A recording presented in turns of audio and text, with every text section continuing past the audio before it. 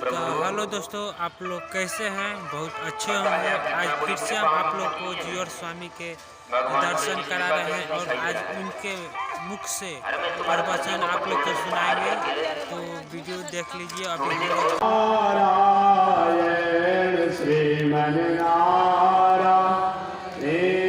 जगोधारा लक्ष्मी नारायण नारायण नारायण लक्ष्मी नारायण नारायण आग लगे आकाश में बरसन लगे अनार हो आग लगी आकाश में बरसन लगे अनार संत नहीं होते जग में तो जल मरता संसार हो संत होते जग में तो जल मरता संसार श्रीमन नारायण नारायण नारायण श्रीमन नारायण नारायण नारायण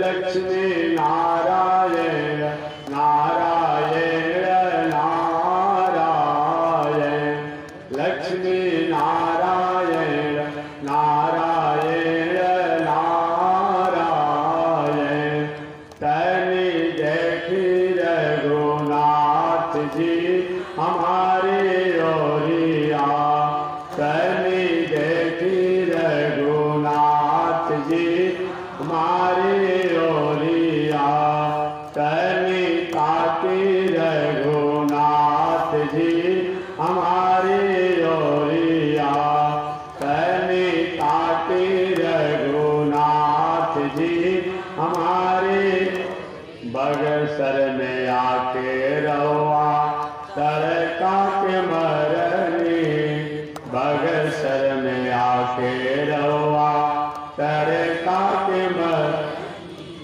गौतम नारी अहिल्या के करनी गौतम नारी अहिल्या के कर तन देखी रघुनाथ जी हमारे ओरिया तनि देखी रघुनाथ जी हमारे ओरिया तनि ताकी रघुनाथ जी हमारी ओरिया तनि ताकी रघुनाथ जी हमारी ओरिया श्रीमन नारायण नारायण नारायण श्रीमन नारायण नारायण नारायण लक्ष्मी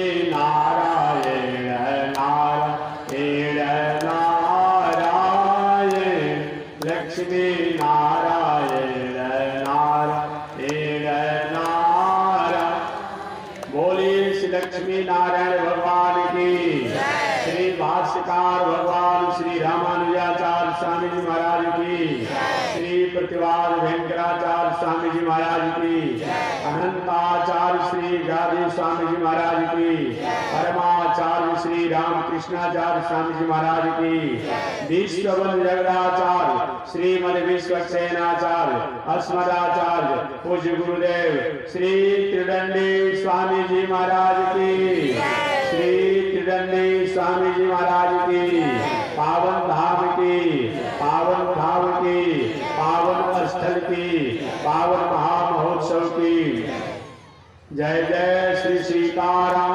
जय जय श्री राधेश्याम जय जय श्री श्रीमन नारायण जय जय श्री भाष्यकार जय जय श्री भाष्यकार जय जय श्री रामानुजाचार्य जय जय श्री रामानुजाचार्य हरि ओम शांति शांति शांति अनंताचार्य कृपया वेदांत द्वयपारगम रामकृष्णानि सद्भक्त विश्वक्सेन मुनिं भजे काषायम यज्ञ सूत्रम शुचिवपुषि तथा चौरपुण्ड्रम च भाले यस्यास्ते दक्षहस्ते कलिकुमति गिरीन्द्रेन्द्र वज्रम त्रिदंडम संसाराग्नि प्रशांते धृतजलमलम दारुपात्रम पवित्रम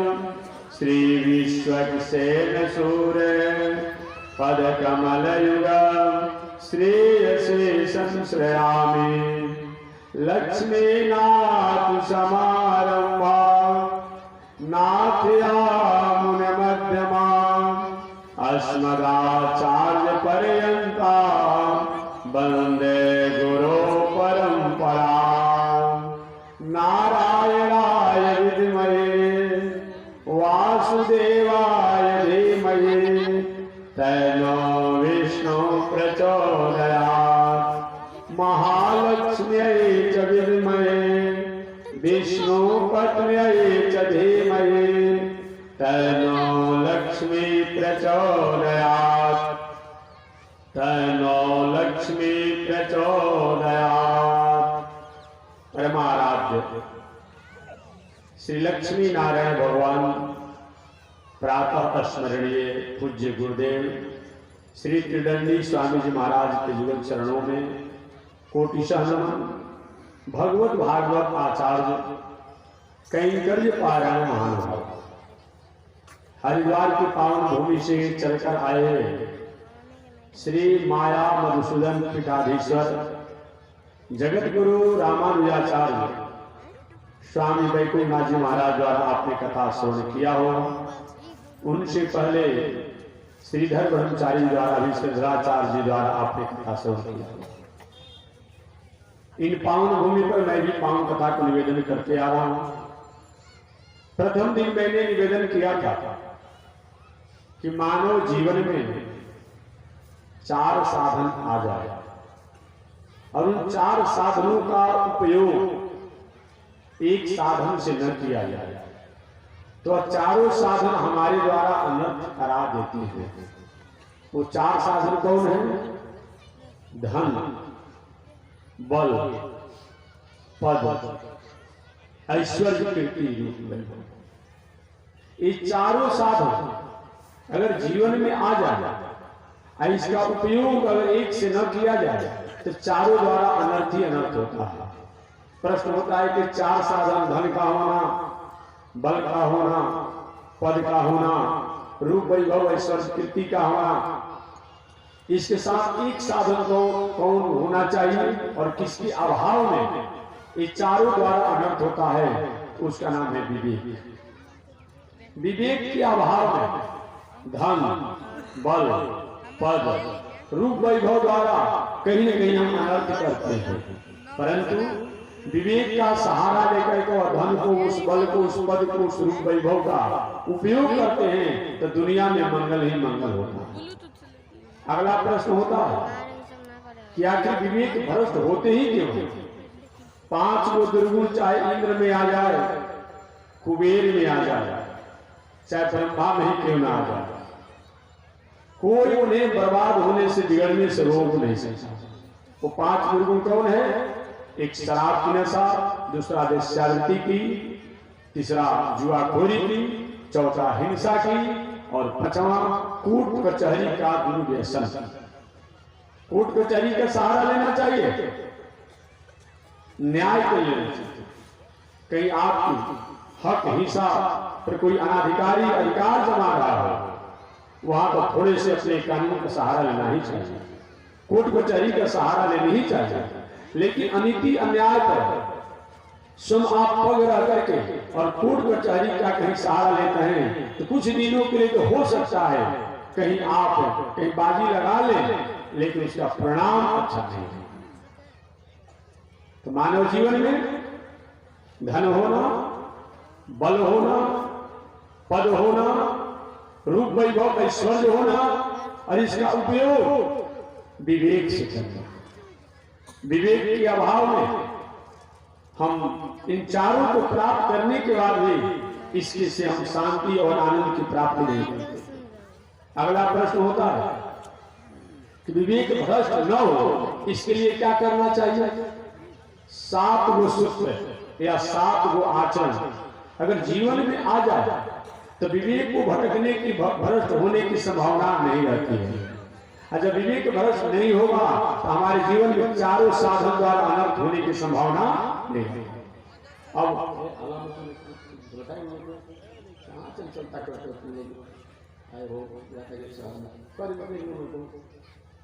समझा दीजिए, आप लोग घूमने आए, आप तो घूमो जाओ। तो मैं निवेदन करना चाह रहा था कि वह 7 साधन अगर हमारे जीवन में आ जाए तो कभी भी धन संपत्ति पद प्रतिष्ठा ऐश्वर्य द्वारा हम अनर्थ नहीं करेंगे। वह 7 साधन कौन है या 7 सूत्र कौन है? देखिए हमारा जीवन भी सूत्र पर ही टिका हुआ है। आप मैथमेटिक्स, गणित, सांख्यिकी इत्यादि को पढ़ लिखे होंगे, बिना सूत्र का सर्वे नहीं होता। तो जीवन का भी सूत्र है। इन सूत्रों को अगर हमने अपने जीवन में उतार लिया, पालन कर लिया, तो हमारे जीवन में कितना भी धन बढ़ जाए, बल बढ़ जाए, पद बढ़ जाए, ईश्वर कीर्ति हो जाए, इससे कभी हम इतराएंगे नहीं, कहीं गलत मार्गों में जाएंगे। वो 7 सूत्र कौन है जिसकी एक की व्याख्या तो कल मैंने किया था, उन्हें एक बार याद दिला दिया। 7 सूत्र जीवन में होना चाहिए हर मानव को, चाहे वह देशी हो, विदेशी हो, परदेशी हो, चाहे वह कोई भी वर्ण आश्रम का हो, संत हो, ज्ञानी हो, सन्यासी हो। यहाँ मानव मात्र की बात की जा रही है। किसी एक जात, किसी एक धर्म, किसी एक संप्रदाय, किसी एक परिपाटी, किसी एक समाज की बात नहीं की जाती है, ये मानव मात्र की बात की जाती है कि मानव मात्र में 7 गो सूत्र अगर आ जाए तो उसके पास धन, बल, ऐश्वर्य, कीर्ति इत्यादि होने पर उसे विचलित होने की, भटकने की संभावना नहीं रहती है। वह 7 सूत्रों में सबसे प्रथम है जीतासनो। जीतासनो सबसे प्रथम, जीत श्वासो दूसरा, जीत क्रोधो तीसरा, जितेंद्रिय चौथा, जित आहारो 5वां, जित व्यवहारो 6वां और जित संगो 7वां। यही 7 गो सूत्र जीवन में होना चाहिए। इसकी व्याख्या मैं कर दूं। जीतासनो, जीतासनो का मतलब अपना बैठक बाजी, उठन बैठक एक पवित्र होना चाहिए, इसको जीतना चाहिए। जीतासनो। जीत श्वासो, अपने मन, वाणी, शरीर से अकारण अपने लाभ और दूसरे को कष्ट और नुकसान पहुंचाने के लिए व्यवहार बर्ताव न करें। ये क्या है? जीत श्वासो। जीतासनो, जीत श्वासो। जीत क्रोधो, अकारण अपने लोग और दूसरे को नुकसान पहुंचाने के लिए क्रोध मत कीजिए। जहां पर राष्ट्र का, समाज का, संस्कृति का, संस्कार का, सभ्यता का, देश का, अबला नारियों का, असमर्थ असहाय लोगों का जहां सहायता प्राप्त होता हो, जैसे सहायता प्राप्त होता हो, वहां तो थोड़ा कड़ा होना चाहिए। मैंने जो कहा, शास्त्रकार कहते हैं, रामचरितमानस भी आप कहते हैं कि यदि कर दंड करहु नहीं तोरा तो भ्रष्ट हो स्तुति मारन। और अनुशासन नहीं रहे, शासन न रहे तो दुनिया में सब लोग गलत मार्गों के अधिकारी हो जाएंगे। इसे शासन तो होना ही चाहिए, अनुशासन तो होना चाहिए, क्रोध तो होना ही चाहिए। सभी क्रोध जो है नरक का द्वार नहीं है। हम लोग पढ़ते हैं कभी कहते कि क्रोध जो है नरक का द्वार है। नहीं नहीं, सभी क्रोध नरक का द्वार नहीं है। छोटा बच्चा है, माता पिता विभागों द्वारा सभी प्रकार के साधन सुविधा को लेता है, लेकिन पढ़ता नहीं है, पढ़ने का मन नहीं करता है, स्कूल समय से नहीं जाता है, ट्यूटर शिक्षक के पास नहीं जाता है। अभिभावक को गर्जियों को चाहिए, अगर नहीं जाओगे तो कपड़ा बनकर देंगे, भोजन बनकर देंगे, रहने नहीं देंगे। ये क्या क्रोध है? नहीं नहीं, कोई गलत मार्गों में जा रहा हो पर हमारे अनुशासन से अगर अपने मुकाम, अपने मार्गों पर आ जा रहा हो, ये क्रोध क्रोध नहीं है। देखने में मालूम पड़ता है क्रोध है, बाकी क्रोध नहीं है, क्रोध नहीं है। इसीलिए इसी बात को एक वाल्मीकि रामायण का उदाहरण मैं दे दूं इसकी लिए अपने आप में। वाल्मीकि रामायण में भगवान श्री राम विश्वामित्र बाबा के साथ उस समय बक्सर में थे। बहुत उम्र नहीं था, अभी 16 वर्ष के लगभग नहीं हुए थे जो भगवान श्री राम बक्सर में आए थे। आज वो कहते कि महाराज ये बच्चा अपना खाली पीने का समय है। छोटी अवस्था पर से जिम्मेवारी जो होती है वो अच्छा होता है।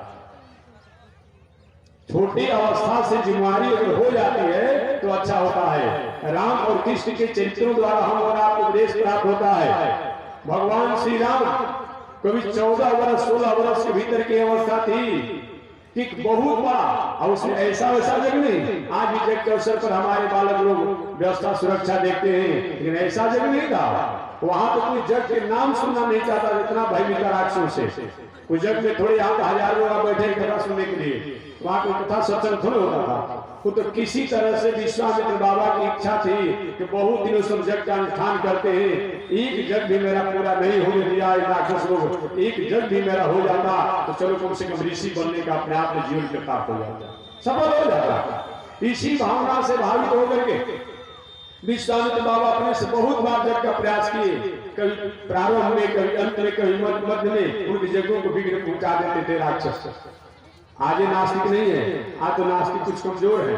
पहले के उपद्रवकारी बहुत मजबूत होते थे, ये जान लीजिएगा। अब तो बहुत कोई नास्तिक हो गए, हम आत्मा जी को नहीं मानता, हम कहते जेल से मैंने क्या होता है, इतना नहीं कहेगा बेचारा, और क्या करेगा। ये आगे कथा नहीं रुकेगा, हमारी जग नहीं रुकेगा, हमारा सत्संग नहीं रुकेगा। अब पहले के जमाना में राक्षस इतने मजबूत होते थे कि जग को रोक देते थे, उसमें हड्डी बरसाने लगते थे, जगशाला में आग लगा देते थे, और जो जग देखने जाता उनको भी मार डालते थे। इसलिए इतिहास पढ़िए आप, कहते महाराज बहुत पाप हो रहा है, बहुत अधर्म हो रहा है, ठीक हो रहा है, लेकिन उस समय जितना था उपयोग नहीं था, ईश्वर से अधिक था। विश्वामित्र बाबा बहुत बड़े तपस्वी थे, बहुत बड़े साधक थे, बहुत बड़े सिद्ध थे, इतनी उनके पास शक्ति थी, इतनी शक्ति थी कि दूसरा इंद्रलोक बनाने का ताकत उनके पास था, फिर भी एक जग को पूरा नहीं कर पाए, तरसते रहते थे एक मेरा जग पूरा हो जाता। आज तो साधारण कोई भी होगा उसको हाल लेता है, लाल कपड़ा पीला कपड़ा पहन लेता है, कहीं किसी से अपना कमंडल ले लिया, कहीं खड़ाऊ पहन लिया और कहीं जाके झंडा गाड़ दे रहा है। देखिए अपने आप उस समय कितना विषम परिस्थिति था, समझिए। विश्वामित्र उसमें भी जग देखने के लिए, परिक्रमा करने के लिए कोई नहीं पहुंचा था, तो लोग जानते थे कि मार कर खा जाएंगे राजा। खाली जग कराने वाले विद्वान थे, और जग के अपने आप में जो प्रणेता थे हमारे विश्वामित्र बाबा वही रहते थे। गए अयोध्या में दशरथ जी महाराज से रहस्यमय बातों का, तो सुनिए हमारी जग की रक्षा आप कर देंगे तो मैं आपके जग को पूरा कर दूंगा। दशरथ महाराज ने कहा कि हमारी कौन सा जगह महाराज, मेरा तो जग हो चुका है, पुत्र लाग जगह करावा, मैंने जग करा के पुत्र को प्राप्त कर लिया है चारों को, जिनको आप मांगना चाहते हैं। तो विश्वामित्र बाबा ने इशारे में कहा कि बताइए जिस जग से आपके 4 पुत्र हुए, अब वही जग की रक्षा के लिए मैं मांग रहा हूं, 2 पुत्र नहीं दे रहे हैं। जिस जग के द्वारा आपके 4 पुत्र हुए, अब उसी जग की रक्षा के लिए मैं आपसे 2 पुत्रों को मांग रहा हूं, आप दे नहीं रहे हैं। दशरथ जी महाराज थोड़े से अपने बातों में विचार करने लगे। बात तो ठीक ही कहते हैं विश्वामित्र बाबा कि जग ही से तो मेरा पुत्र हुआ, नहीं तो 7 वर्ष की उम्र तो मेरी बीत चुकी थी, कहां कोई हो रहा था। तब एक गुरुवर, हम चल करके आपकी जग की रक्षा कर देंगे, हमारी सेना चलेगी, धन ले लीजिए, जल ले लीजिए, माल ले लीजिए, सम्मान ले लीजिए, सब कुछ ले लीजिए, लेकिन राम देत न बने ही गोसाई। एक गोसाई जी, ये राम को देते नहीं बनता है। बात भी सच है।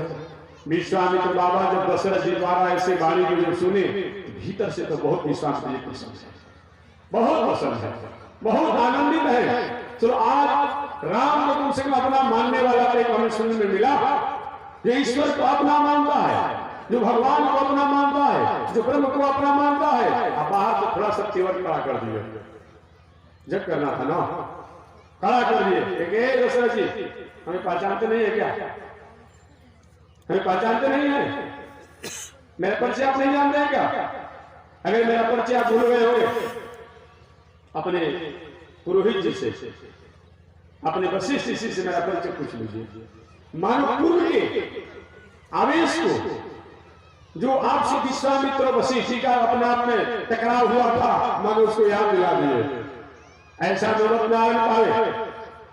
मैं चाहता हूं, मानता हूं, आप देते नहीं है, मैं आपके नाम लक्ष्मण को लेकर जा सकता हूं कि मेरे पास ताकत है। बाहर से थोड़ा सा अपना तेवर बदल दे, भीतर से इतने प्रसन्न है विश्वामित्र जी की। धन्य है राजा, इस ब्रह्म को, परमात्मा को, ईश्वर को, जो संसार का नियामक को नियंता है, जो जगत का अपने आप में मालिक है, जो जगत का अधिष्ठर है, अधिश्वर को, अधिष्ठर को, नियामक को, नियंता को, सर्वेश्वर को, अखंड को, अविनाशी को अपना मान रहा है। बहुत बड़ा भाग्यशाली है भाई राजा, है बहुत बड़ा भाग्यशाली। वशिष्ठ किसी भी थोड़ी सी बाहरी विश्वामित्र जी के रूप को देख लिए, समझ के कितने दिनों के बाद समझौता हुआ, अपना दिवस हो जाएगा। वशिष्ठ ऋषि ने जाकर के दशरथ जी महाराज को समझा दिया, सुनिए भला ऐसा होता है क्या, किसी का कोई अपना अगुआ नहीं आ रहा, किसी का अगुआ नहीं आ रहा, विवाह के जो अपने आप पुत्र हो गए हो, और कोई अगुआ आवे और उस अगुआ को अपमान करे, ये अच्छा बात है? दशरथ महाराज, इसका मतलब क्या होता है?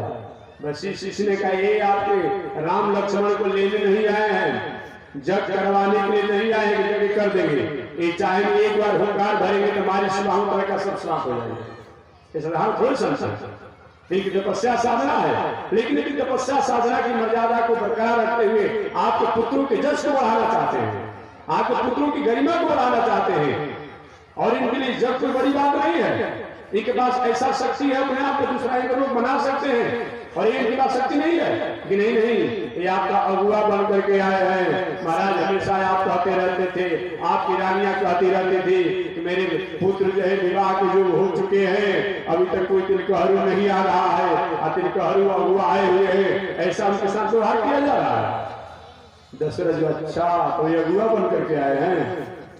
वशिष्ठ जी ने कहा, हाँ, 2 ले जाएंगे या 4 देंगे? अब तो दशरथ जी महाराज अपने बात को पुनः वापस लेकिन ऋषिवर मेरे पुत्र है, बालक है, इनकी स्थिति उसी तरह से है जैसे कमल का फूल दिन में तो विकसित होता है, खिलता है, और रात्रि होते ही संकुचित हो जाता है।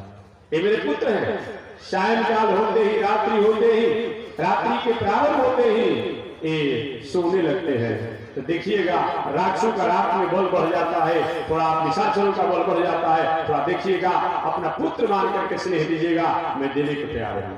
वही राम लक्ष्मण को लेकर के विश्वामित्र बाबा बक्सर में आए। बक्सर में जब आए 5 दिन जग पूरा हो चुका था। जग के अवसर पर अच्छे लोग तो रहते ही हैं, लेकिन उपद्रवकारी भी कहीं कहीं से पहुंच जाते हैं, वो भी पीछे नहीं होते हैं, वो भी पीछे नहीं रहते हैं, उपद्रवकारी भी आ जाते हैं। अब क्या हुआ, 5 दिन जग पूरा हो चुका था, 6वां दिन जग अपने आप में प्रारंभ हुआ। अचानक ऋषि लोग वैदिक मंत्रों द्वारा स्वाहा स्वाहा की अपने आप में धुन में ही थे। अचानक मारी सुबाहु तड़का, उसके बाल बच्चा नाती प्रनाती सब छोटे बड़े राक्षस सब आकर के चारों तरफ से जगशाला को घेर लिया अपने आप में। विश्वामित्र बाबा का रुआ तो खड़ा हो गया, इस बार भी मेरी क्या अरमान अधूरी रह जाएगी, मेरी इच्छा अधूरी रह जाएगी, मेरी चाह अधूरी रह जाएगी। मेरी इच्छा थी कि जन्म मेरा हो जाता अपने आप में, मैं अपने तपस्या का पूर्ण मान लेता, क्या नहीं हो पाएगा? विश्वामित्र बाबा कहते हैं, हे रघुनंदन, हे राघव, देखिए यही राक्षस है, यही मारीच है, यही सुबाहु है, यही ताका है, यही इनके बच्चे हैं, ये मेरे जग को पूरा नहीं होने देते हैं, कभी जगशाला में आग लगा देते हैं, कभी खून मांस गिरा देते हैं। देखिए एक बार मेरा, इस बार तो आप जब तो मेरा कम से कम पूरा हो जाने दीजिए। भगवान श्री राम के गुरु जी आप पूजा कीजिए ना, आप जब करिए, भगवान श्री राम आप करे मत की रखवाली। राम जी लक्ष्मण जग की रखवाली करते हैं, पहारा देते हैं। आज तो अध्यक्ष बनने के लोग नाराज हो जाता है कि भाई कहीं कथा हो रहा है, जब हो रहा है, अगर हम अध्यक्ष नहीं बनाएंगे तो हमारा प्रतिष्ठित कमजोर हो जाएगा। और बताइए ना, इतने चक्रवर्ती सम्राट के पुत्र और करते क्या है जी, आप करे मत की रखवाली, जग की रखवाली करते हैं। रामावतार में और कृष्णावतार कथा आप जानते ही होंगे, इसी तरह भगवान बन गए हैं, इसी तरह इतना बड़े बन गए हैं, उनका काम भी बड़ा है। राम के बारे में बताया दिया कि जग की रखवाली करे, ड्यूटी दे रहे, पहरा दे रहे, जग की सुरक्षा करे, जग की सफाई करे, निगरानी कर रहे हैं, जगे रहते हैं रात भर दिन भर अपने आप में। कृष्णावतार में आपने सुना हुआ धर्मराज युधिष्ठिर जग का आयोजन किए, और जग के आयोजन हो गई, कमेटी बना दिया गया, कमेटी बनाया गया तो सब लोग अलग अलग रहा। द्रौपदी को भार मिला कि अपने आप में भोजन को रसने का काम करेगी। द्रौपदी के हाथों में ऐसा गुण था कि जिस अन्न को भोजन को छू देती उसमें संस हो जाता था। दुर्योधन को उसने था जिंदा, दुर्योधन को कोषाध्यक्ष बना दिया गया। कभी कभी विरोधी लोगों को भी अपना कोई आयोजन सार्वजनिक करके जानते हुए विरोधी है, एक कभी को ले लीजिए। नीतिकारों ने कहा आप पूछ सकते हैं कि महात्मा जी से मिलेगा क्या, वो तो विरोधी आ गया है, वो तो विरोधी करेगा, इसीलिए लेना है। जानते हैं काम बनाएगा नहीं, वो कभी आपका काम बनाएगा नहीं। लेकिन विरोधी को अगर नहीं लेंगे और स्वतंत्र सार्वजनिक आयोजन से छोड़ देंगे अकेले, तो काम आपका और बिगाड़ देगा, बिगाड़ देगा अपने आप में। ऐसे रहेगा तो पद की गरिमा का लाजाते लाजाते अपने आप लज्जित होते होते भी थोड़ा सा संकोच करेगा, हम भी जग में है। इसीलिए जानते हुए ठीक निगरानी करते रहिए, देख रेख करते रहिए, लेकिन जो विरोधी हो, जो नास्तिक हो, उसको भी अपने आप सम्मिलित कर लीजिए कुछ समय के लिए। ये बताया गया। दुर्योधन को कोषाध्यक्ष बनाया गया, कर्ण को धन को लुटाने के लिए, कि कर्ण के हाथ में ऐसा जोग था कि जितना बांटेगा उतना आ जाएगा, उसको धन बांटने के लिए अपना छुट्टी दे दिया गया। भीम दादा को भोजन कराने को दिया गया कि जो खाएगा वही खिलाएगा। अब कोई व्यक्ति दो एक रोटी देकर तो पसीना उसे निकलो, क्या खाएगा, क्या खिलाएगा। भीम दादा को अपने आप में खिलाने का व्यवस्था दिया गया। नकुल सहदेव को और काम दिया गया, सभी लोगों को जिम्मेदारी दिया गया। संयोग से भगवान श्री कृष्ण कहे भैया हमारे लिए तो कोई अपना पद दिया ही नहीं, आप लोगों को हमारे लिए कुछ पद को दीजिए। किसी को अपने कोषाध्यक्ष बना दिया, किसी को सचिव बना दिया, किसी को अध्यक्ष बना दिया, किसी को अपने आप में अलग अलग विभाग का बना दिया, हमको क्या बना रहे हैं। भीम दादा ने अर्जुन ने कहा कि सब पद समाप्त, अब कोई पद खाली नहीं है, सब पूरा हो गया है, सब दे दिया गया है। भगवान का ऐसा नहीं चलेगा, हम भी जग में सम्मिलित होना चाहते हैं, हमको भी पद देना पड़ेगा। लोगों ने कहा, पांडवों ने कहा कोई पद अब रहिए नहीं गया खाली, तो देंगे कहां से आपको, पहले कहां पे आप, क्यों नहीं कहा था पहले। भगवान का ठीक है, जब आपके पास पद नहीं तो मैं अपना पद बना लेता हूँ, अपना पद।